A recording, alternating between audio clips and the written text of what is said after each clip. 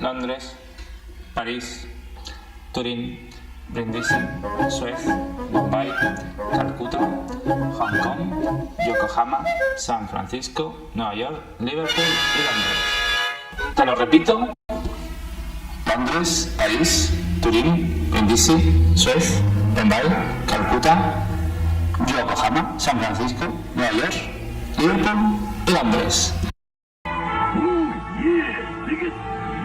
Muy buenas a todos, amigos y amigas. Aquí comienza este vídeo que tiene como objetivo fomentar la lectura. Estamos acercándonos a la cifra de 100 suscriptores. Esto es una barbaridad. Y por supuesto no tengáis la menor duda de que cuando alcancemos esa cifra habrá vídeo especial, como no puede ser de otro modo. La lectura es una parte fundamental de la enseñanza de la lengua y la literatura. Este vídeo no pretende que podáis pasar ningún examen ni haceros el trabajo de casa. Este vídeo lo que quiere es que acabéis leyendo la obra, que es la verdadera experiencia vital que os va a llenar y os va a repercutir en vuestro futuro y en vuestra vida, os lo aseguro. Primero de todo, vamos a ir por orden y con una cierta organización. Es que cuando hacemos una reseña, y importante, no debemos confundir una reseña con un comentario de texto, son cosas diferentes.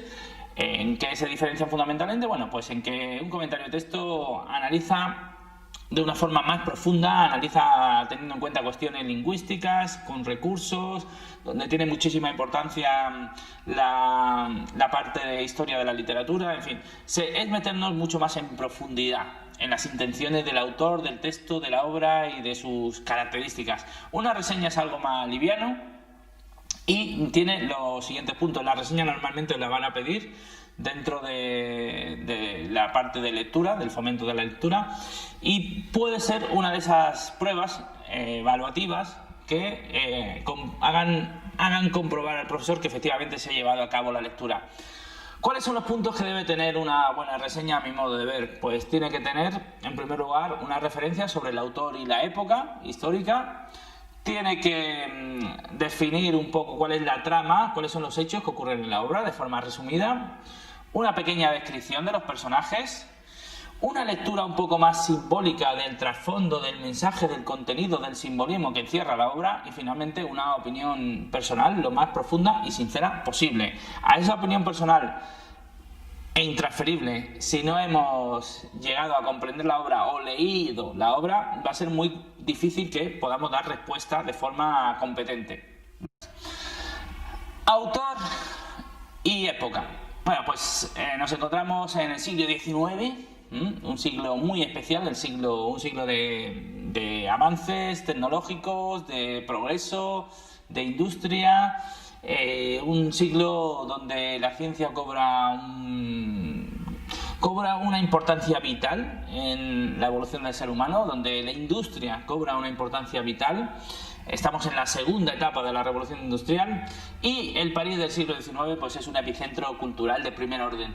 En ese París del siglo XIX es al que se traslada el bueno de Julio Verne para estudiar Derecho, pero muy pronto se dará cuenta de que su vida no va a girar hacia las leyes, sino más bien hacia los viajes y la literatura.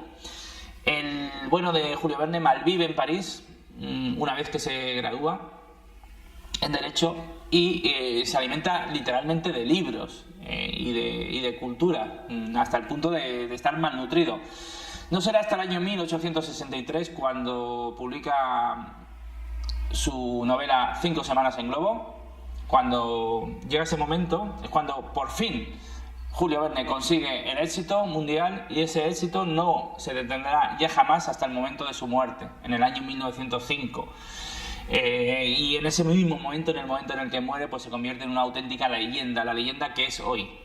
Ese Julio Verne no era alguien que controlara las ciencias ocultas, no era alguien con poderes paranormales, no podía ver el futuro, no tenía una bola de cristal, simplemente era alguien muy inquieto en un París lleno de avances y de innovaciones. Y él estaba al tanto de todas esas innovaciones, por eso pudo adelantar muchos descubrimientos que después se harían realidad. ¿De acuerdo? Bueno, pues dicho esto, nos metemos en una de sus obras fundamentales. La vuelta al mundo en 80 días. La idea del viaje, el viaje es uno de los grandes temas de la literatura, como decía Borges. Y la idea del viaje va a estar muy presente en la obra de Julio Verne. De hecho, tiene una colección de libros, una edición de libros conocida, que están aglutinados en una misma línea temática y que se llaman Viajes Extraordinarios.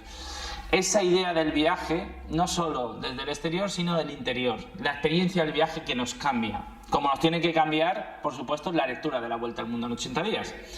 Y en concreto, Julio Verne, con La Vuelta al Mundo en 80 días, hace su propio relato de lo que es la vuelta al planeta, lo que es la vuelta al mundo. Estos hechos, que ya tuvieron lugar por primera vez cuando la expedición del Elcano y Magallanes cruzó el planeta, se hicieron muy populares en el siglo XIX y muchos aventureros, muchos exploradores decidieron llevar a cabo la aventura.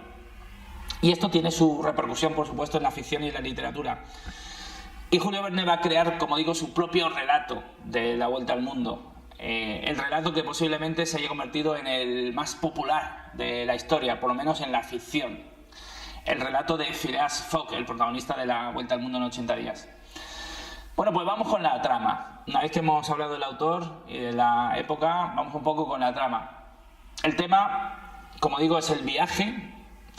Y no cualquier viaje, sino el viaje al mundo, al planeta, recorrer el mundo. Hoy en día, recorrer el mundo, bueno, no voy a decir que sea relativamente fácil, pero lo era mucho más de lo que podía serlo en el siglo XIX, a finales del siglo XIX, en el año 1872, cuando tienen lugar los hechos. La trama es simple y complicada a la vez.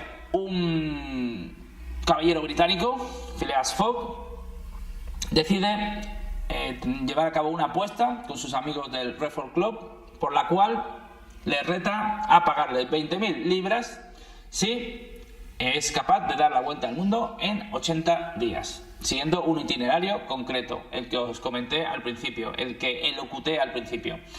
Si Phileas Fogg gana, pues ganará 20.000 libras. Si pierde toda su fortuna de 40.000 libras, porque la mitad se la tendrá que pagar por perder la apuesta y la otra mitad la va a emplear en hacer el viaje. Así que si lo pierde todo. Esto parece una locura, esto parece un arrebato casi, pero en realidad Phileas Fogg es alguien frío y calculador y él está convencidísimo de que es posible dar la vuelta al mundo en ese tiempo. En cambio, sus compañeros del Reform Club, que es el lugar donde se reúne el bueno de Phileas Fogg, un caballero millonario, no sabemos cómo amasó su fortuna, no sabemos casi nada de él, pero sabemos que es millonario y que vive en una mansión de Londres. Pues, como estaba diciendo, sus amigos no creen que eso sea posible porque el bueno de Phileas Fogg no está teniendo en cuenta para nada los posibles contratiempos, pero sí que en realidad está teniendo en cuenta esos contratiempos. Así que Phileas Fogg vuelve a casa, donde se encuentra con su mayordomo, Passepartout, mayordomo francés de 25 años, que había sido oficial de bomberos y había también trabajado en un circo, pero que quiere ahora una vida un poco más cómoda y asentada, y le deja blanco cuando le dice a su mayordomo que tienen que dar la vuelta al mundo y que empiezan en ese mismo momento. Un día de principios de octubre de 1872, y tienen que volver a Londres, habiendo dado la vuelta al mundo, el 21 de diciembre de 1872 a las 20:45. A partir de ahí comienza la aventura. Y lo que ocurren pues son infinidad de anécdotas, infinidad de contratiempos, infinidad de desventuras, muchos enlaces, muchos medios de locomoción que tienen que emplear, aunque fundamentalmente los principales son el barco y el ferrocarril, aunque también en momentos puntuales tienen que subirse a un elefante, tienen que usar incluso un trineo, en fin, como digo, pasan 1000 aventuras y 1000 contratiempos, hasta el punto de que en un momento dado Passepartout se queda en tierra, luego se vuelve a reencontrar con Phileas Fogg, les sigue por todos lados un detective de Scotland Yard llamado Fitz, porque está convencido de que Phileas Fogg es el autor del robo de 55.000 libras del Banco de Londres. Y dentro de los personajes principales, os he hablado de 3, quedaría un personaje más, que es la señora hindú Audi, y es muy curioso, muy curiosa la forma, el modo en que Audi se une a la expedición, se une a Phileas Fogg y a Passepartout y a su criado. Y es que cuando están atravesando la India para coger ahí el barco hacia Hong Kong, cuando están atravesando la India, como digo, en viaje que tienen que hacer en tren, a mitad del trayecto se dan cuenta de que la BCR no está terminada y tienen que continuar, tienen que hacer parte del itinerario en elefante. Cuando están haciendo ese trayecto en elefante, descubren que hay una especie de procesión o de rito ancestral por el cual van a sacrificar a una dama hindú que estaba casada con un rajá.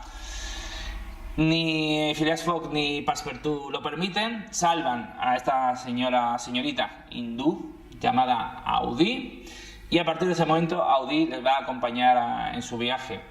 Primero a Hong Kong porque piensan que allí se encuentra la familia de Audi, pero luego se dan cuenta de que allí tampoco está y tienen que seguir con ella hasta llegar a Europa. Bueno, pues esto os da una pista de todos los contratiempos, todos los impedimentos, las peripecias que tienen que pasar los protagonistas para completar ese viaje. Esto ocurre en la India, pero luego, como digo, hay un momento, como dije antes, donde Passepartout en Hong Kong se pierde. Bueno, no se pierde, ocurre algo. Fitz, que es ese detective, más bien le hace perder el barco. Y Passepartout pierde el contacto con su señor, con Phileas Fogg. Luego lo vuelve a retomar, ya veréis cómo, si leéis la obra. Y finalmente, cuando llegan a Hong Kong, por ejemplo, por poner un caso, han perdido el barco, pero tienen que contratar a un marinero para que les lleve y haga transbordo en Shanghai, y desde ahí ir a Yokohama. Es decir, el tema de cambiar el itinerario, de cambiar de los planes previstos, es algo continuo, es algo que ocurre continuamente. Y en Estados Unidos también, teniendo en cuenta que tienen que recorrer Estados Unidos de cabo a rabo, ahí les ocurren también mil peripecias. Intentan retar a duelo al señor Fogg, los indios les atacan. Es decir, tienen que acabar cogiendo un trineo para llegar a Nueva York. Como digo, hay 1000 aventuras y mil temas en esta impresionante novela de aventuras y de viaje. Y al final, pues el final no lo voy a desvelar. Solamente os digo que hay mucha intriga y mucho suspense sobre si finalmente Phileas Fogg consigue su objetivo o no. Recordar también que está ese personaje de Fitz, que es el detective que está intentando detener al señor Fogg porque cree que es un ladrón. Y también, por supuesto, eso provoca problemas en el viaje. Y finalmente, como digo, pues el desenlace, que no os voy a desvelar, tenéis que leer la obra. Bueno, os he hablado de la trama, os he hablado del contexto histórico, os he hablado de Julio Verne. Quedaría mi opinión personal y quedaría un poco el simbolismo de la obra, el discurso, el mensaje, más allá de los hechos. Bueno, el simbolismo de la obra tiene que ver mucho con el tema del viaje. El viaje es algo recurrente en la literatura. Un viaje nos cambia, nos transforma, nos hace diferentes.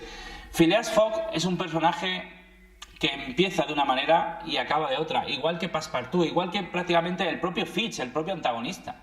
No son los mismos cuando terminan la aventura. Y ahí precisamente es donde está la riqueza de llevar a cabo la aventura. No es tanto el recorrerla, no es tanto llegar al final, no es tanto llegar al objetivo como el mero hecho de recorrerla. En cada etapa es donde verdaderamente está la riqueza y el conocimiento. Y esa es la gran enseñanza que nos quiere hacer ver Julio Verne. No solo el viaje exterior, sino el viaje interior. Entonces ese sería un poco el simbolismo que tiene esta novela. Y finalmente, mi opinión personal, pues es que es fácil. Se resume todo en que es uno de esos grandes clásicos de aventura que hay que leer sí o sí, porque está escrita con un estilo muy elegante, muy ágil, muy fácil de leer, muy vinculado al contexto histórico del momento de ese siglo XIX, un siglo de exploradores y de aventuras. Y el propio Julio Verne pues proyecta su propio espíritu aventurero y su propio afán de viajar a todas partes, de conocer el mundo, su curiosidad. Es una obra muy recomendable para personas curiosas, personas inquietas, personas que quieran vivir una experiencia única. Así que, como no puede ser de otro modo, os recomiendo esta obra de todas. Espero que os haya ayudado, espero que os haya servido este vídeo. Espero que si tenéis esa lectura como parte del fomento de la lectura, pues utilicéis este vídeo como apoyo, pero porque lo que tenéis que hacer es leerla. Y con esto ya poco más. Me despido hasta que vuelva a subir un nuevo vídeo, seguramente cuando llegue a los 100 subs. Si os ha gustado y os ha servido, pues darle like, suscribiros, recomendar este canal y nos vemos pronto en nuevos vídeos de mi canal y también el vuestro, Juanma Profe. Hasta la vista. Chao.